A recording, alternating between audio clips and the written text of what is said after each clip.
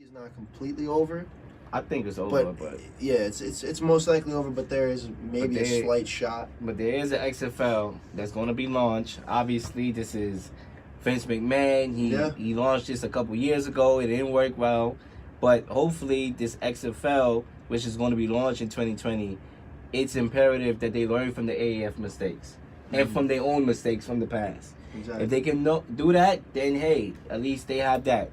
You know what I'm saying? And speaking of the XFL, since we talking the XFL and it's held by Vince McMahon, we're going to talk about WrestleMania, yes, sir. Which is this Sunday. I believe it's WrestleMania 35. And you know, WrestleMania, we're spicing it up for you guys. You know, WrestleMania is one of those Super Bowl. It has a Super Bowl feel for the wrestling fans. You know what I'm saying? It's the best year in wrestling. You know what I'm saying? I don't watch wrestling anymore per se, but when it comes to WrestleMania, if they got a good card, I may watch it. That's true. You know, and you have some matches. Obviously, Roman Reigns, he's battling leukemia.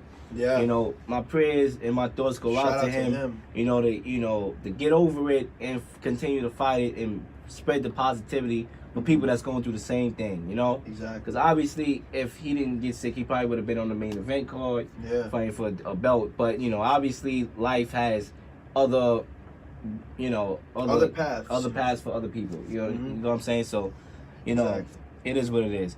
But this Sunday, for the first time in WrestleMania history, there will be a women's main event match for the belt. It's never happened in WrestleMania history. Wow. You know, women in wrestling always been that, change the channel in the past for a lot of guys. You know, it's like, oh, wow, it's a women now. Yeah. But they have the opportunity, and this is good.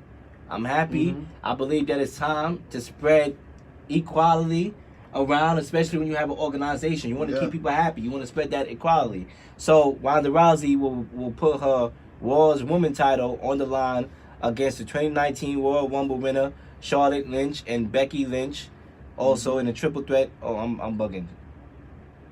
One of them, Charlotte Lynch and Becky, in a triple threat match for the women's world title. So Ronda Rousey, obviously former MMA fighter. Yeah, I mean, she's doing pretty good. It's great because not only does that put women on the spectrum of live sports, across the country, but that also shows that in the WWE, women are getting closer to equality in terms of the value of these fights. Because if you're bringing them to a main event card like WrestleMania, a big event where everyone's watching, and you give them a shot at a belt, it's interest to fans. There's certain positions and jobs in society where women didn't have. It was always men.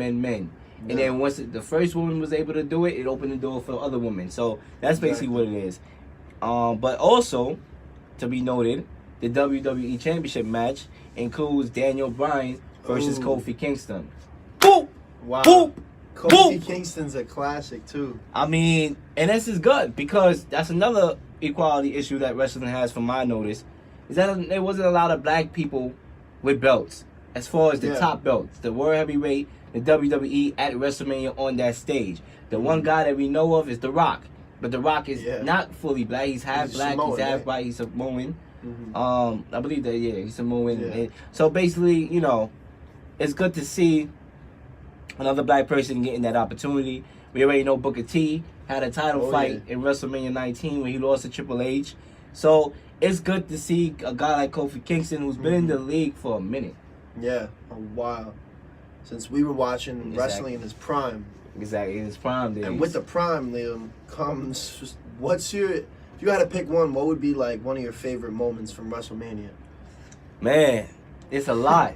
WrestleMania back in the days, man. I would tell you this. That was the childhood memories. I would tell you this. My favorite wrestler ever is WrestleMania himself. I always look for him at WrestleManias, and that's the brother Shawn Michaels. Yes, sir. I mean, classic matches. Bret Hart. The sweet chin music. I remember the Bret Hart match, the Ric Flair match. Yeah, that was one of the best. What else? There's a lot. The triple threat match with him and Triple H versus Chris Benoit in Madison Square Garden, WrestleMania 20. Yeah. Matches against Kurt Angle. I mean, I can go all These are like legendary wrestlers too. I mean, you're never gonna get as good as the old wrestlers. Just everything about Shawn Michaels. The time in WrestleMania when he came from the top of the building, and he came through the thing. Oh yeah. I mean, he just put on the show. He had the music, the sound, the song was good. His the theme outfits, song was great, man. He just brought everything, the sassiness, the charismaticness, everything, just the athleticness. You know, Shawn Michaels the GOAT. Yeah, I definitely love Shawn Michaels as well. And when it came to DMX, like the tag team with Triple H and Shawn Michaels, I definitely was. DMX. I would definitely. Where my dogs at? Oh, my fault. My son DMX. My dogs at? Wrong tag team. Wrong tag team. DX, but that would have been a good tag. That was a good tag team too. DMX and his dogs. Yeah, but that was a good tag team. I definitely liked Shawn Michaels over Triple H. Oh yeah. Back then, but one of my main one was Undertaker losing that 21-year streak when he lost to Brock Lesnar. Who was fighting on the card. That man's still going. Universal Championship against Seth Rollins. Yeah. It's talk that Brock Lesnar is going back to UFC very soon. Yeah, I've heard about that too. So we'll see. We'll see what happens. But yes, sir. WrestleMania is that time of the year, folks. You know, and I'm probably going to watch a couple WrestleMania tapes before this one. You know, just to relive, how it was when you was a kid. You know, I remember pay-per-view. Man, I ain't had no money back then, so I used to have this TV in the kitchen that had an antenna that used to play it, but I couldn't see it because it was blocked. Yeah. But I could hear it, and I used to just sit there and just listen to the whole 3-hour show, whether it was SummerSlam, WrestleMania, all that. Wow. I remember those days. Die-hard wrestling fan back in the day. For a child, where you know how childs, first of all, these people our age, that attention span is shorter than ever. People older than us in these generations, their attention span is short. So for me, a child to sit there for 3 hours listening. Dedicated to that. Dedicated.